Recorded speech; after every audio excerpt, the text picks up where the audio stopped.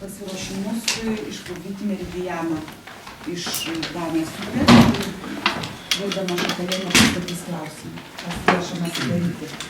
Labą dieną visiems. Tai turiu tokią informaciją, kad yra gautas Klaipėdos jūrinio miesto simbolio Burlaivo Meridianas paramos fondo prašymas šių metų lapkričio 10 dieną pakelt abu tiltus ir išplukdyti Meridianą į Klaipėdos laivų remonto bendrovės remonto doką. Pakelimas yra numatytas šeštadienį 10 valandą apytiksliai. Grafiką mums yra pažadėję pateikti, bet iki šiol mes jo dar neturim, bet preliminariai kažkur apie 10 valandą turėtų būti pakeltas Pilies tiltas, tada už pusvalandžio keliasi Biržos tiltas, įplaukia baržos ir po to jau nuleidimas. Iš viso kažkur tai visas tas procesas laivo iš plukdymo truktų kažkur apie 3,5–4 valandas preliminariai. Tai žodžiu bus rengiamas, yra jau rengiamas direktorės įsakymas, bus suderinta eismo pakeitimo schema, tilto pakelimas. Ir tuo pačiu turiu liūdną informaciją visiems jaunavedžiam, kurie deda ant Biržos tilto spinas.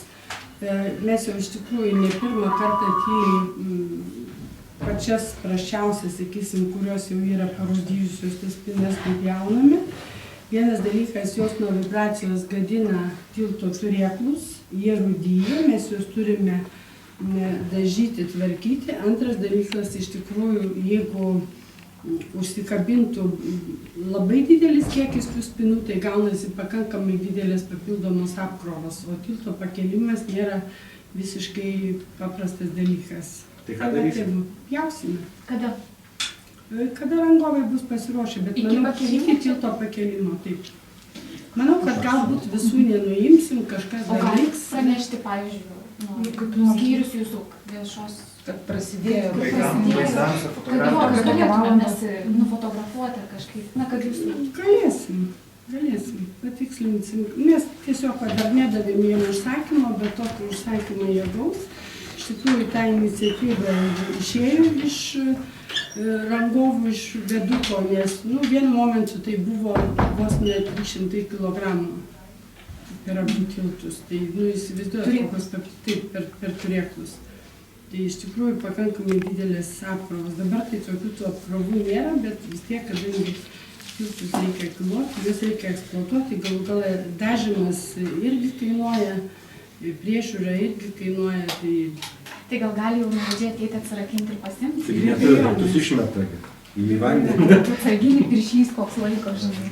Aš tik kiek žinau, kad buvo tokia mintis, kad bus ieškoma, gal pasiūlysim kažkokią kitą alternatyvą ateityje. Pavyzdžiui, Kaliningrade mums teko matyti yra medis, metalo konstrukcijų, toksai gražus medis ir ant to medžio kabina.